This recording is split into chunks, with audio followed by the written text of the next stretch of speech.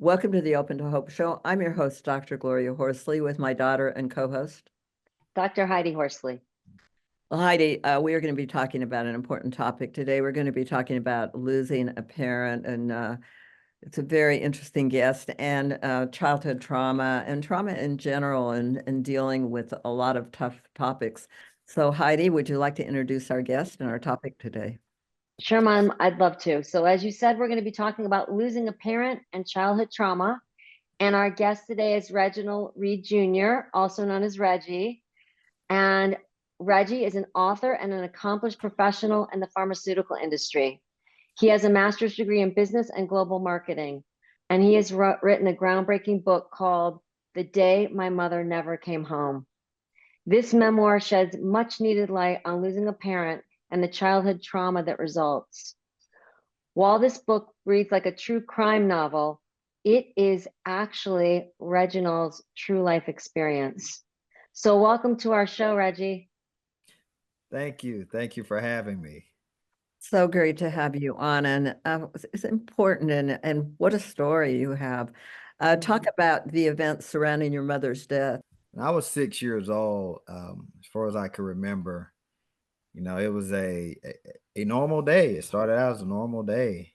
I reflect back, and one of the vivid memories I have is I think my mother went out, and my dad and I were at home playing Nintendo. I think I fell asleep and he fell asleep, and then we woke up the next day and mom wasn't there.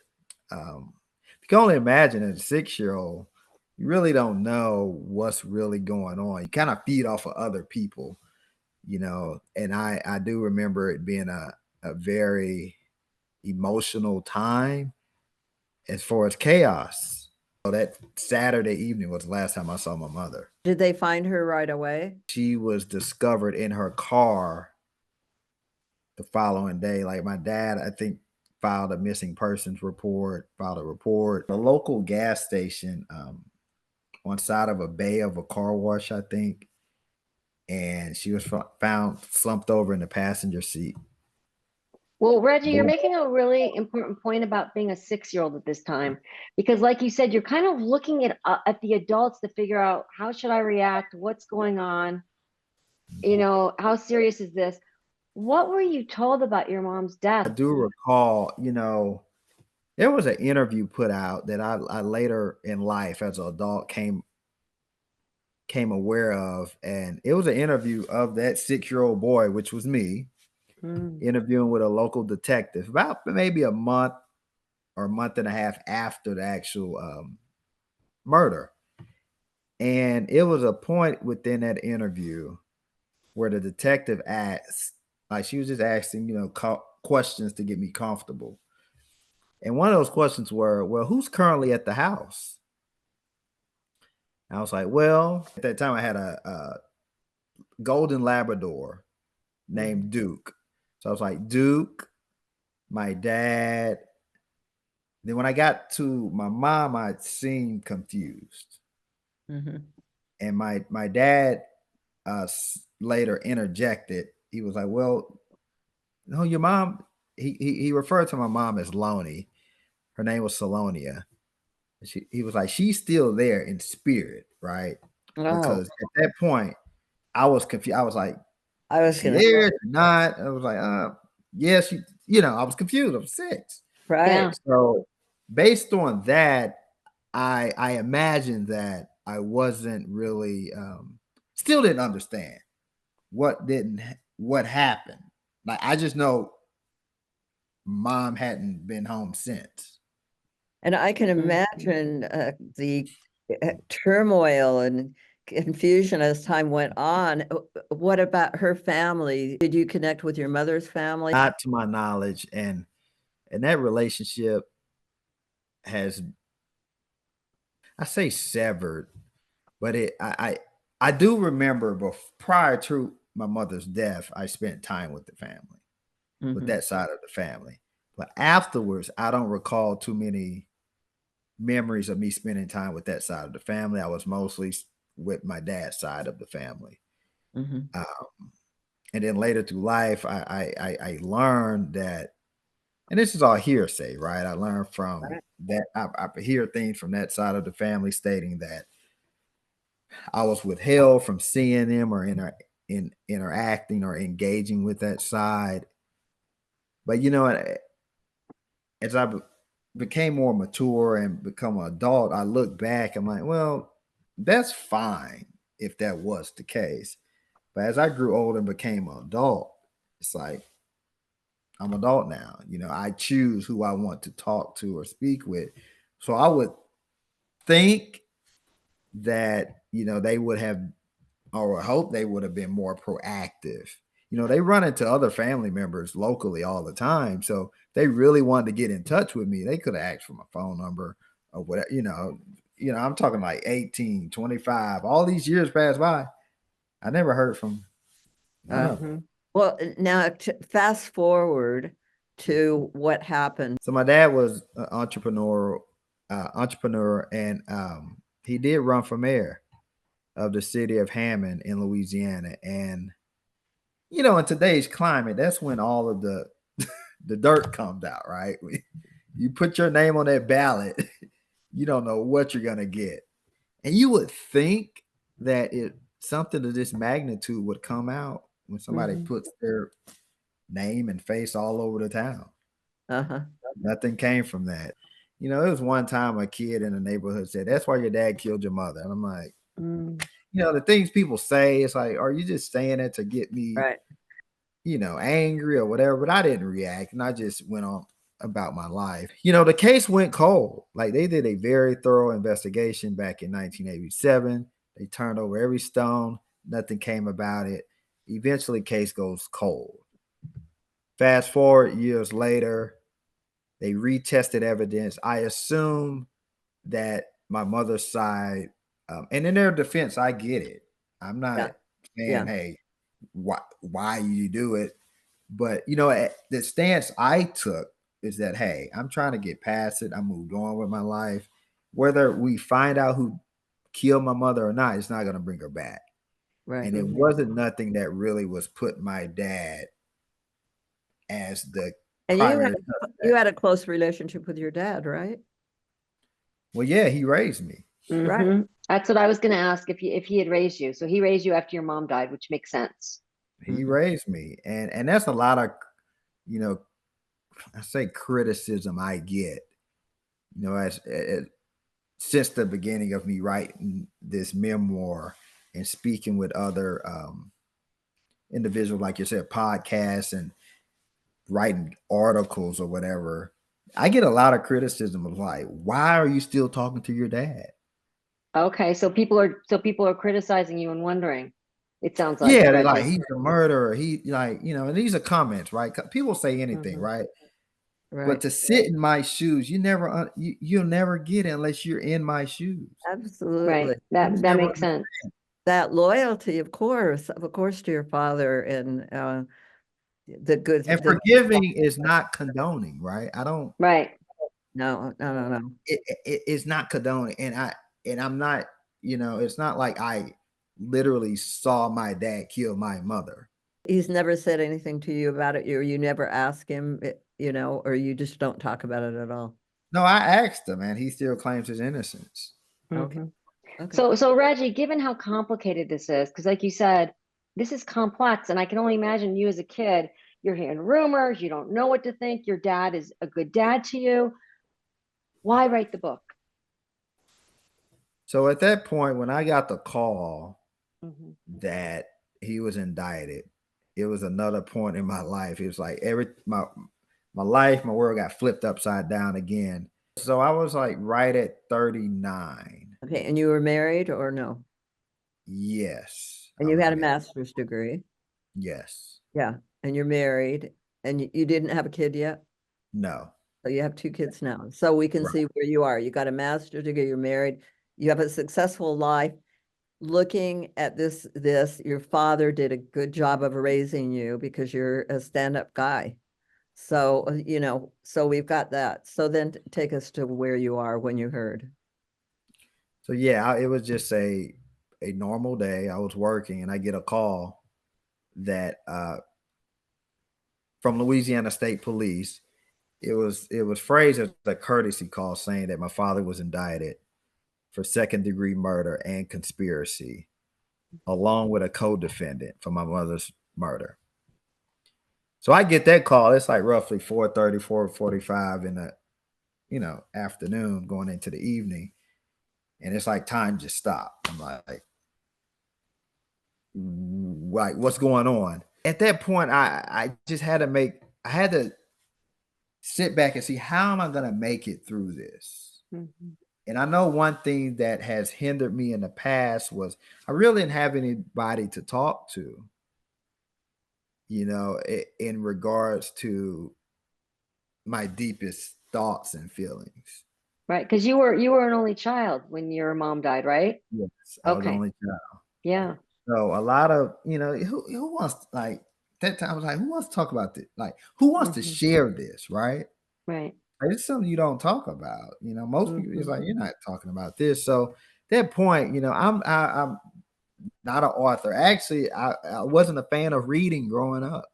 Wasn't a fan of it. And I just said, you know what? Now that everything's out and open, I'm gonna write about it, because I didn't want the media to just take control of the narrative and tell a story just from the surface. I love it, Reggie. I love that you wanted to put your own voice out there and tell your own story.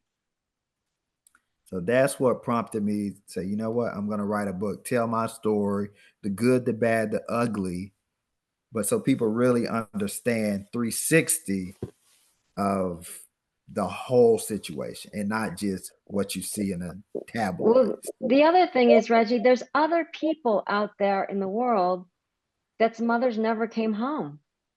And by you taking the courage to tell your own story, you're helping them, because they might think they're the only ones or they're all alone. I realized that when I initially announced my book, and I got a lot of positive feedback. And to your point, you're right.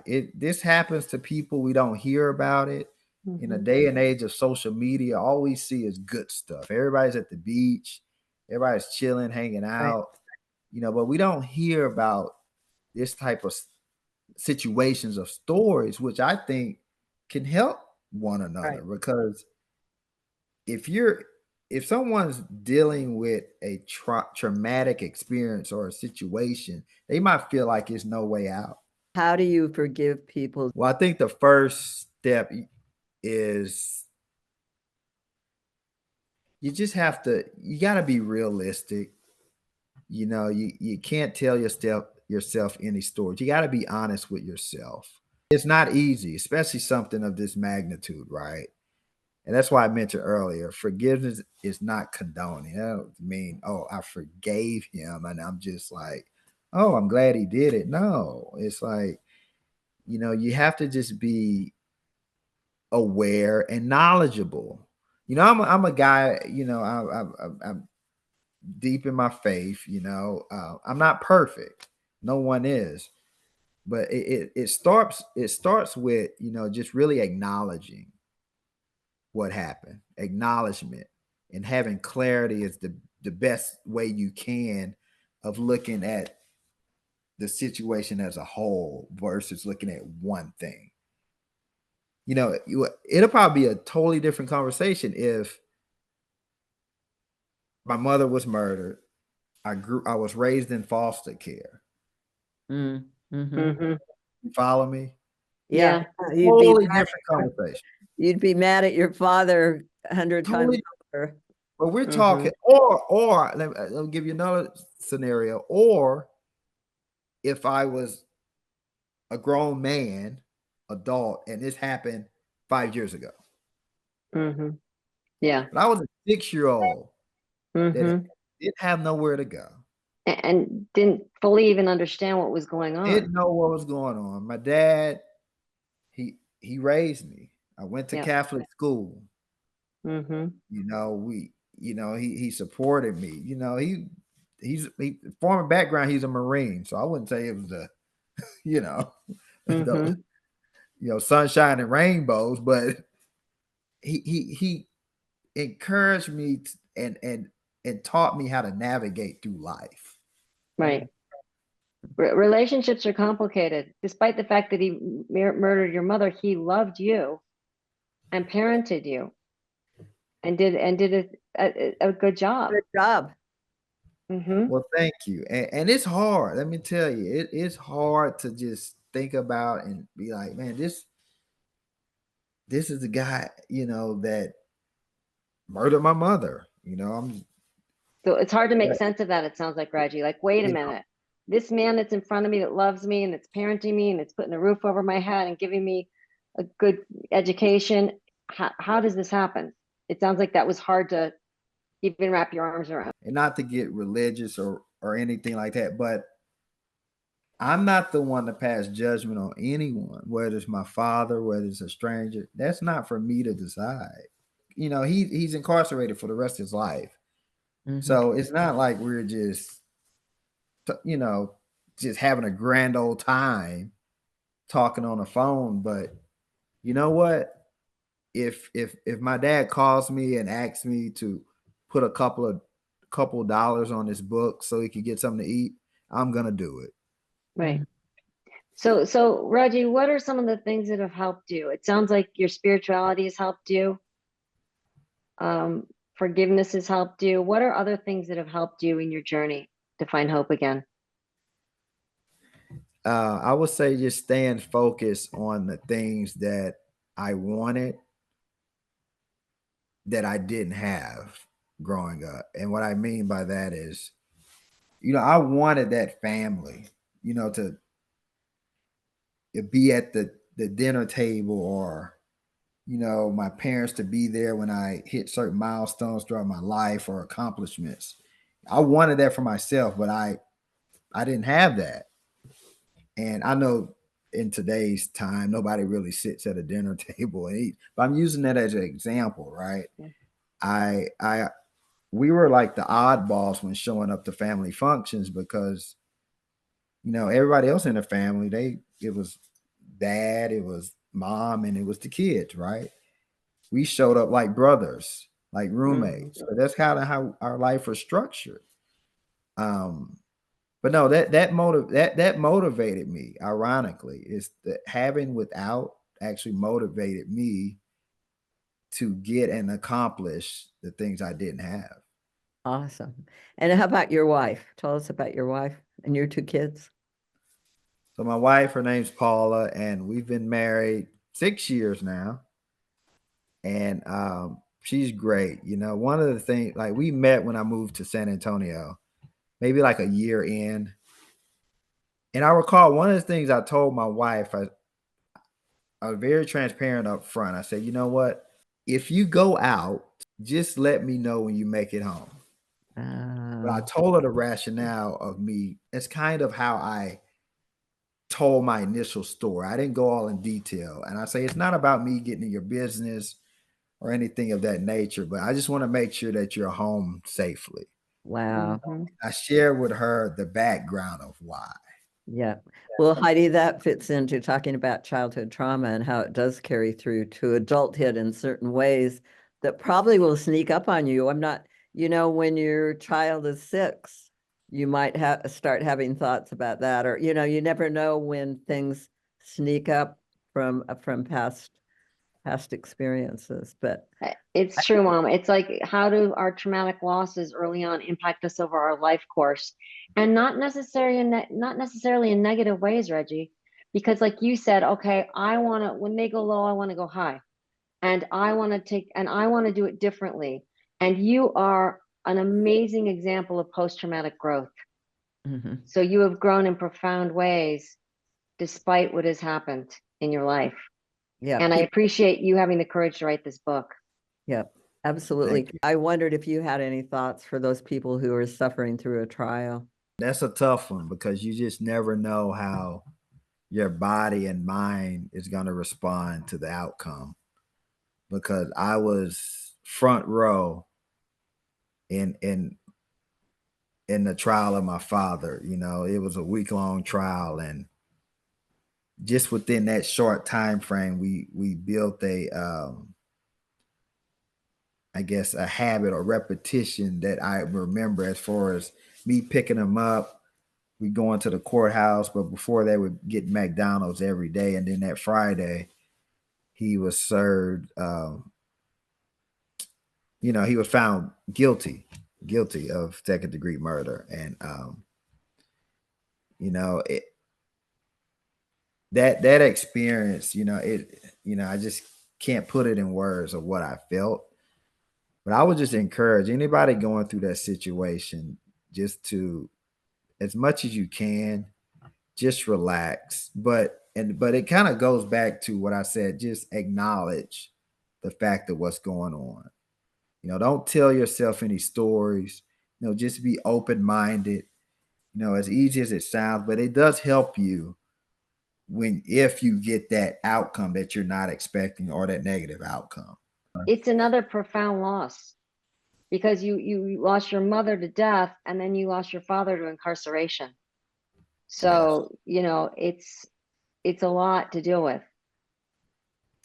It is. It's a lot. It kind of, it makes me think it's like I dealt with trauma as a 6-year-old. Now I have to deal with trauma again as an adult, and with other things I have other responsibilities, and I can't let that bleed over into my family. You follow me? So I have to be strong enough to acknowledge that and handle that. Sounds like you have a religious, let God, you can turn some of that over to God. Yes. And I'm also wondering if there's anything you do physically, like exercise or anything that helps you with your body, the trauma gets stuck in the body sometimes, right? Yeah. Well, I've meditated in the past, and when I say meditate, a lot of people, they think of meditation where you just got to put out candles and do all that. I keep it simple, right? I just go in a closet and just sit down in the complete darkness and silence and just have 5 minutes to myself. Wow. And just let my mind wander, Awesome. And then I pick and choose what I want to keep, what I want to let go. Then I move on. I don't think about it afterwards. I just leave it there and I move on. I like that, Reggie. Yep. All right, Rich, thanks so much for being on the show today. And where can people get your book, The Day My Mother Never Came Home? So it's available on my website, rlread.com. That'll give you the links to all the outlets where you can actually purchase it. But Amazon, I'm sure everybody knows Amazon. So you can just type my name into Amazon, the search engine, and it'll pop up. All right. Well, thank you so much for being on the show today and telling us your story and your recovery. You're a real inspiration. Good luck with your relationship with your dad. It's a complicated one. And, he did a heck of a job of raising you, no matter, although he did deprive you also. So it's always each side of the coin, isn't it? Heads and tails. Yeah. Absolutely, Reggie. And I would just say also that please go out and get your book, The Day My Mother Never Came Home. And, you're an example of how the trauma in our lives will not destroy our lives if we don't allow it to. So thank you for showing us the way and for being a lifeline for so many out there that are struggling to figure out how they are going to not only survive, but find hope again. Thank you. And we want to thank everyone for watching this show today. And we always want to remind you that if you've lost hope, please lean on ours until you find your own, and God bless. I'm Dr. Heidi Horsley. You have been listening to Open to Hope, the podcast.